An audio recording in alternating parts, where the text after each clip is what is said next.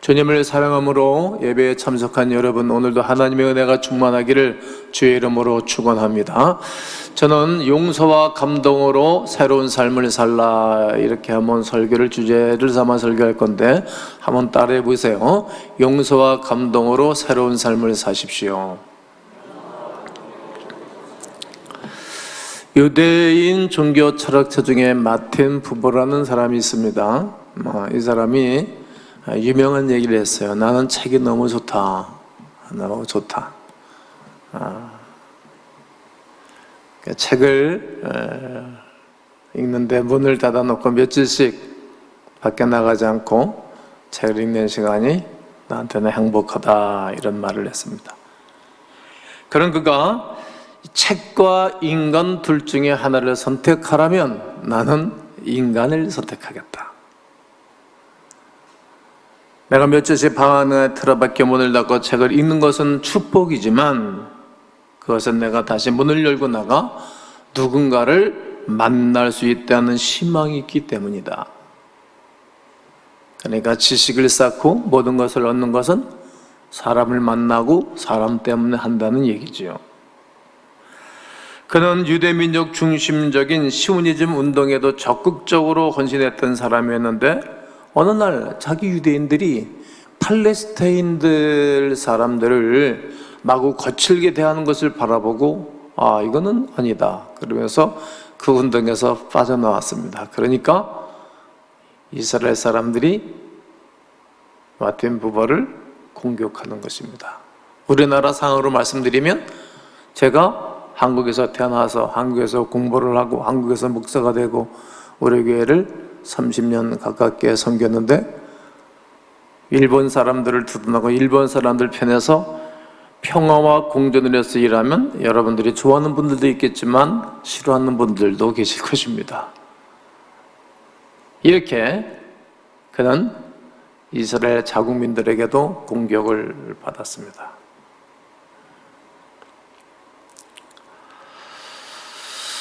그리고 그는 또 이 시오니즘 운동가이며 이스라엘 초대 수성했던 벤구리온과도 이 정치적인 노선이 달랐기 때문에 부딪혔어요.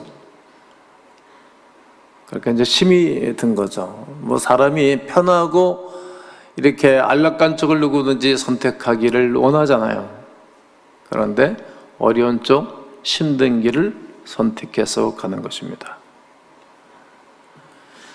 그런 가운데 마틴 부버가 85세의 생일을 맞이했을 때 그 수상이 축하 전문을 하나 보냈다고 합니다. 나는 당신을 반대할 수밖에 없소.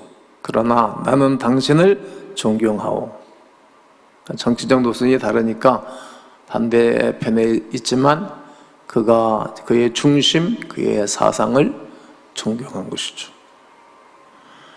이렇게 사람을 존중하는 인생을 산 이유에 대해서 질문을 했습니다. 어떻게 이렇게 사람을 귀하게 여기고 존중하는 것입니까? 그랬더니 그가 일축을 했어요. 우리 모두 하나님의 형상대로 지음받은 아름다운 존재이기 때문입니다. 모든 사람들에게는 하나님의 형상이 있습니다. 오늘 우리가 읽은 본문을 읽어보니 간음죄를 짓고 사람들의 손에 이끌려 돌에 맞아 죽을 형편에 있는 본문이 되겠습니다. 어려운 상황 가운데 그 자리에 있던 모든 사람과 다르게 여인을 맞아주시는 주님의 모습을 보게 됩니다.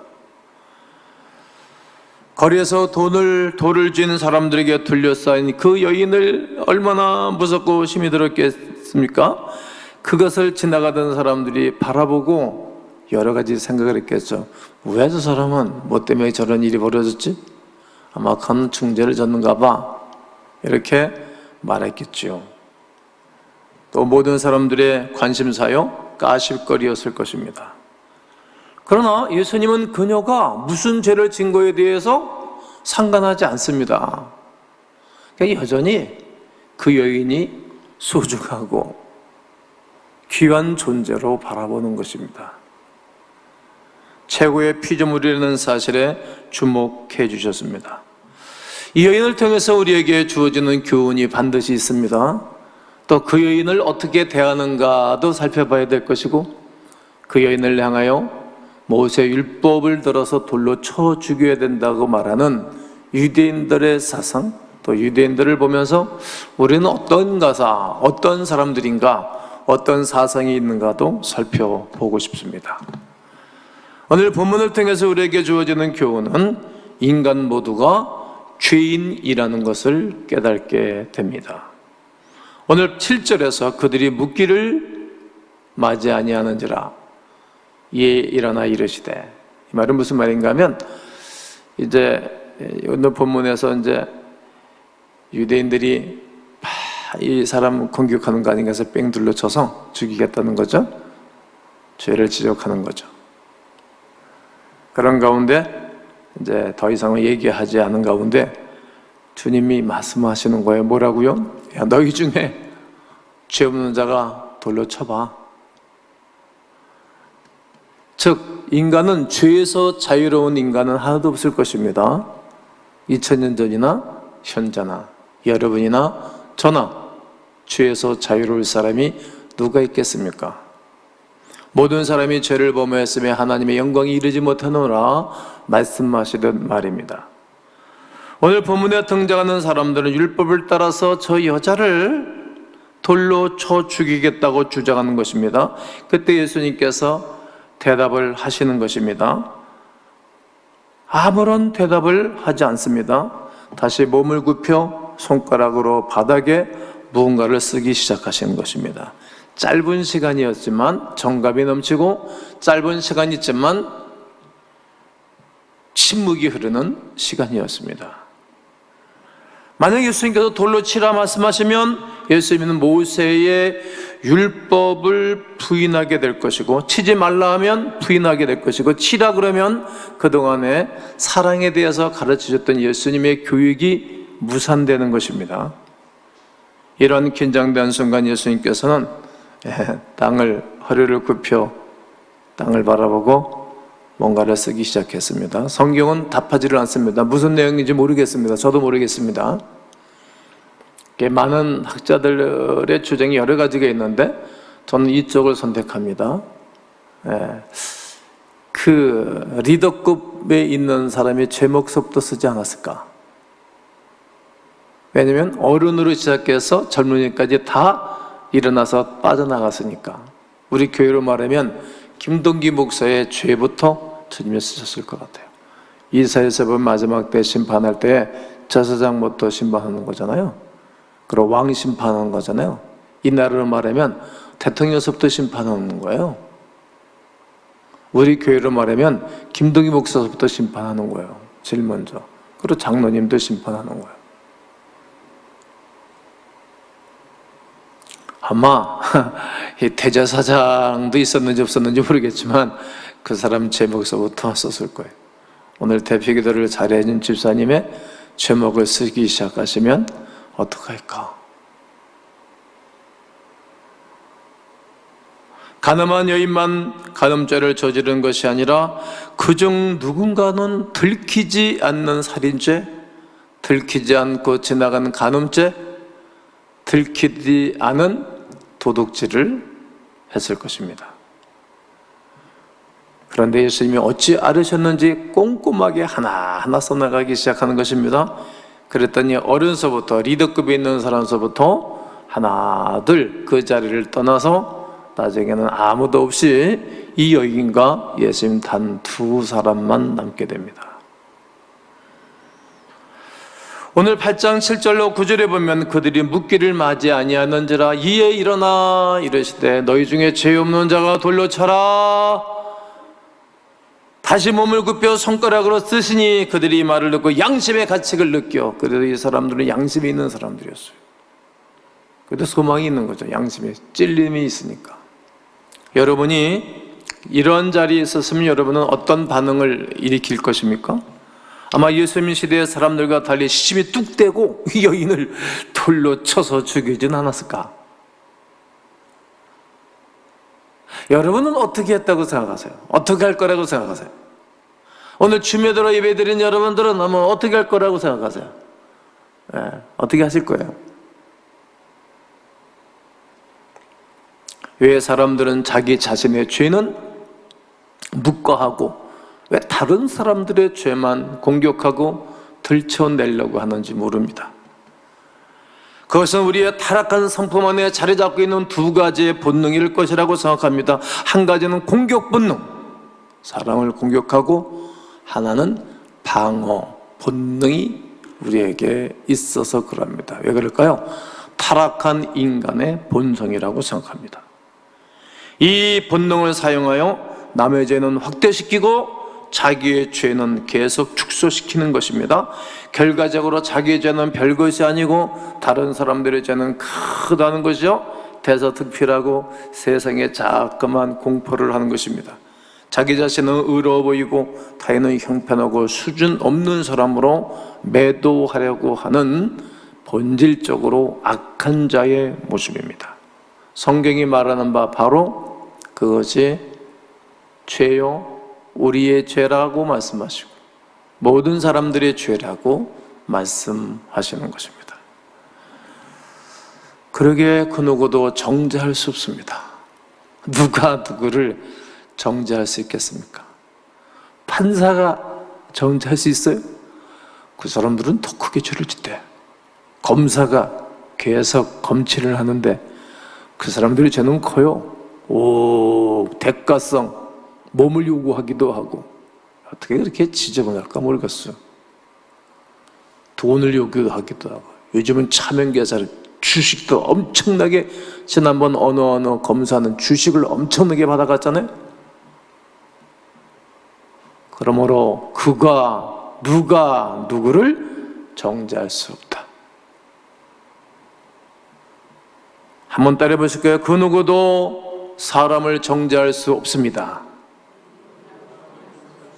이것이 오늘 성경 본문이 성경이 가르쳐주는 교훈입니다. 그러므로 예수 그리스도 안에만 용서가 있습니다. 따라하실까요? 시작. 예수 그리스도 안에만 용서가 있습니다. 아멘이시죠? 오늘 11절에 대답하되 주여 없나이다. 예수께서 이르시되 나도 너를 정죄하지 않겠다. 난 이 부분이 너무 좋은 거예요. 야, 나도 너 정죄하지 않을게. 가서 다시는 뭘 하지 말아라? 죄를 범하지 말아라. 여러분, 우리가 멋진 인생을 사는 것은 옛날에 잘못된 곳으로 다시 안 가는 거예요. 우리 어머니, 우리 아버지가 잘못된 인생을 산 것이 보이면 거기 안 가는 거예요. 그게 사람인 거예요. 다시는 죄짓지 마라. 예수께서 말씀하시는 거 이제 단둘만 남았어요. 그 두만은 막 인상을 쓰고 막 이를 뿌드득 갈고 말이야. 돌을 지닌 사람의 모습이 얼마나 무섭겠어요. 인자고 부드러운 모습이 좋습니까? 인상 쓰고 눈썹 올라갔다 내려갔다 하면서 돌 지고 죽이겠다는 사람이 편안합니까? 단둘이 남았을 때 여자가 얼마나 부끄럽겠어요. 힘들고 어렵겠죠? 주님이 내가 너를 정죄하지 않겠다. 하지만 다시는 그러지 마라. 얼마나 스승다운, 얼마나 하나님다운 아버지 같은 교훈을 말씀하는지 모릅니다. 도대체 이분이 누구이길래 나사렛 예수라는 이분이 말해요. 이분이 누구이길래 죄의 문제를 해결하는가? 유대인들은 죄에 대한 문제는 하나님만이 사해준다는 것을 알았어요. 또 그렇게 교육을 시켰어요. 이 중풍병자를 네 친구들이 데리고 와서 예수님이 있는 그 위에 지붕에 올라가서 뜯고 로프로 끌어내렸어요. 침상을. 그랬을 때 주님이 뭐라고 말합니까? 예수께서 그들의 믿음을 보시고, 그 중풍병자의 믿음이 아니었어요. 네 친구의 믿음을 보시고, 복수를 쓰기 있잖아요. 그들의 믿음을 보시고 중풍병자에 이르시되 작은 자야. 옛날에 우리가 보는 성경은 소자야 이렇게 되어 있거든요. 작은 자야, 소자야, 네 죄의 사함을 받았느니라 하시니. 여러분, 그 중풍병자에게 죄 사함의 은총을 선포해 주셨어요. 이야기를 듣고 있던 서기관들이 참나마도다. 이런 사람이 있어. 이거 신성모독죄로다. 야, 오직 하나님 한 분 외에는 누가 능히 죄를 사할 수 있겠단 말이냐? 그러면서 참남하다, 이 건방이다. 그래서 이들이 이 제사장들과 유대인들이 악감정이 일어나가지고 말해요. 예수님은 더 죽이려고 그랬던 것입니다. 결국 그들의 손에 의하여 십자가 박혀 죽는 거죠, 예수님이. 예수님께서 하나님 되신 것을 몰랐던 것입니다. 지금도 수많은 사람들이 모르고 사는 것입니다. 요한복음 1장 10절과 11절에 그가 세상에 계셨으며 세상은 그로 말미암아 지은 바 되었으며 하늘의 해와 달과 별과 모든 생명체가 예수 그리스도가 지은 거예요. 세상에 그를 알지 못하고 자기 땅의 음에 자기 백성들이 영접지 아니한 거예요. 이 지구촌에 2000년 전에 유대 땅 베들레헴에 오신 그 예수님을 사람들이 영접치 않은 거예요. 그리고 그를 고발하고 때리고 참남하다 인간적인 도의로, 인간적인 악의로. 저는 이 여인의 모습을 통해서 회개의 모습을 보게 되었습니다. 사람들이 다 떠나고 도망갔는데 이 여인만 남는 거. 어떻게 보면 제일 먼저 도망가야 했냐. 다 이제 자기를 죽이려고 했던 사람들 있으니까 도망갈 수 있는 시간이 됐잖아요. 안 가는 거예요. 왜 안 가요?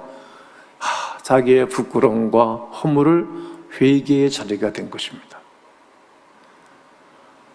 엎드려져 자기의 죄와 허물을 자복하는 시간을 가진 것입니다. 한 번쯤 인생은 이 기간을 반드시 지나가야 돼요. 무지 흘러내리는 눈물.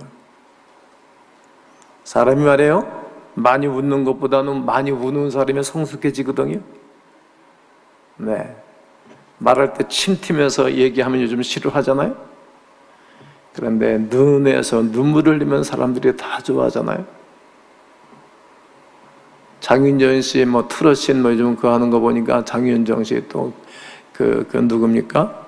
그래서 그 62살 먹은 그분 김연자 씨. 어느 한 이 지망생이 나와서 나오자마자 우는 거예요. 왜 그런가 해서 좀 이따 듣는데 옛날에 그렇게 노래하면서 뜨지를 못해서 고생한 그 사람을 다 하니까 둘이 우는 거예요. 나도 눈물이 쏟아 올라오더라. 여러분, 울면 사람이 영성이 생겨요. 사람이 좋은 거예요. 이 여인은 예수님의 지적을 받고 자취를 감춘 많은 사람들은 양심의 가책은 느꼈으나 자신의 일생을 돌이키려고 하지를 않아요. 자기의 부끄러움을 버리려고 하지도 않습니다. 그냥 도망갈 뿐입니다. 그 시간만 피할 뿐입니다. 그럼 인생이 됩니까? 얼마나 좋은 기회예요. 이미 나를 다 알아버렸어. 예수라는 분이. 그때 자백과 회개와 통회의 시간을 가졌습니다. 하나님께서 구하시는 제사는 상한 심령이래요. 마음이 아플 때. 자녀가 마음이 아플 때 같이 울어주잖아요. 같이. 옛날에 윤복기 씨, 윤환기 씨가 부른 노래 나는 너의 사랑이야. 이 노래 여러분 얼마나 사람들이 애창을 합니까? 나는 그 노래를 가끔 내가 일부러 해요. 가끔. 꼭 가스펠송 같아요. 내가 만약 힘들고 어렵고 외로울 때 나를 정말 위로해주고 나를 치유해줄 분이 누구였어요? 예수님이셨잖아요. 이 여인에게는 그 예수님이 자기 옆에서 최고의 사음의 은총을 누릴 수 있는 기회를 얻습니다. 자신의 죄를 인정하고 통회하면 절대로 멸실치 않습니다. 사람들도 말해요. 누구든지 여러분 미안합니다. 잘못했습니다. 그러면 더 이상 공격하지 않아요. 왜? 자기도 그러니까. 부활하신 예수님의 새 길로 인도하기를 원하시는 것입니다. 요한복음 8장 12절에 예수께서 또 말씀하여 이르시되 나는 세상의 빛이다. 빛. 나를 따르는 자는 어둠에 다니지 아니하고 생명의 빛을 얻게 된다. 새 삶은 빛 대신 예수님을 따르는 거예요. 예수님 앞에도 그냥 모시고 살아가는 거예요. 예수님은 빛이시니까. 근데 왜 우리가 어둠 가운데 잡히는 것인가 하면 주님이 원하시는 쪽으로 안 가고 반대편에 서서 어둠에 확 사로잡히는 거예요. 주님만 바라보고 주님만 행해서 살아가게 되어지면 그림자는 내 앞에 절대로 들어설 수가 없어요. 그러나 주님을 등지는 순간 내 앞에 그림자가 딱 서는 거예요. 그래서 수많은 사람들이 막 영적으로 헤매는 거예요. 어려워지는 것입니다. 그러므로 여러분 늘 빛 대신 주님께 시선을 떼지 마십시오. 그게 우리의 영적으로 살아가는 위대한 길입니다. 유명한 화가 렘프란트가 그린 가늠한 여인을 보면 한번 보세요. 가운데 서포트라이트가 탁 비춰지잖아요. 이 가늠한 여인에게 따뜻한 빛이 가운데 엎드렸어요. 여인을 둘러싸고 있어요. 이 빛 안에서 그녀는 용서를 경험하고 새 인생을 살기 시작하는 것입니다. 그 용서의 은총은 너무 큰 것입니다. 사랑하는 성도 여러분, 예수님의 용서가 이러한 용서라는 사실을 우리는 알고 사는 것입니다. 마태복음 18장 21절과 35절에 보면 용서할 줄 모르는 종의 비유가 등장을 합니다. 우리가 잘못에 대해서, 죄에 대해서 몇 번 용서하면 되겠습니까? 이렇게 교만하게 질문을 했어요. 7번쯤 하면 되는 겁니까? 그러니까 주님이 뭐라고 말하는 것입니까? 야, 7번만 아니라 7번을 7번까지라도, 그러니까 7질에서 하시고 490번까지 용서하려는 거예요. 이게 한마디 막 의로운 척, 교만한 척 질문했다가 이제 온팍, 이제 바가지를 쓴 거지. 그러니까 용서는 끝까지 하라는 거예요. 그러면서 주인이 비유를 말씀하시면서 1만 달란트 빚진 자, 천문학적인 논이에요. 1만 달란트 빚진 자에게 명령하는 거야. 야, 너 네 마누라 팔아. 네 애들 다 팔아서 나한테 빚 갚아. 그러니까 이 사람이 막 간절하게 주인에게 요청하는 거예요. 그러니까 그 간절하고 불쌍한지 주인이 탕감을 딱 해줬다는 거야. 막 탕감받는 이 사람이 관계가 좋았겠어요. 우리가 이 빚 탕감받은 것은 우리의 죄, 우리의 허물, 우리의 부끄러움은 이 빚을 누가 갚아주겠어요? 예수 그리스도께서 선언해 주시면, 용서해 주시면 다 용서, 깨끗하게 용서를 받는 거예요. 더 이상 물을 것도 없고 더 이상 따질 것도 없는 거예요. 그게 믿음으로 받는 거니까.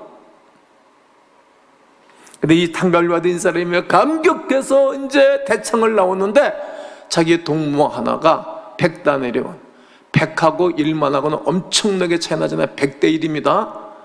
근데 그 사람을 만났는데 멱살을 쥐어잡고 말해요. 이 인간아, 왜 도난 갚냐고 막 깜방 쳐온다고 협박을 하고 그러는 거예요. 이 보고가 주인에게 들어간 거예요. 그래서 주인이, 야, 그 녀석 다시 잡아들여라. 감옥에 쳐넣어라. 너 다시 빚 갚아. 이 비유입니다. 18장 35절에 너희가 각각 마음으로 형제를 용서하지 아니하면, 마음으로 용서하는 게 일단은, 마음으로 용서하지 아니하면 하늘에 계신 아버지께서도 너희를 이와 같이 할 거다. 용서를 받은 사람은 용서해 주면서 사는 거예요. 그래서 조금 살기가 힘들어요. 훈련이 안 되면 조금 힘들어요. 근데 훈련되면 그 다음부터 우리 주님이 우리에게 주시는 보너스가 너무너무 많은 거예요. 용서를 받은 자는 용서해 주며 사는 것입니다. 세상에 관용을 보이고 사는 거예요. 관용을. 그래서 세상을, 감동된 세상을 만드는 거예요. 감동된 세상을. 여러분, 모든 사람은 죄인입니다. 이 죄를 예수 그리스도만 용서해 주십니다. 용서받은 자에게는 새 삶이 주어지는 것입니다. 한 주간 용서받은 자의 새 삶으로 살아가면서 감동을 창출해내는 예수의 사람들 되시기를 주의 이름으로 축원합니다.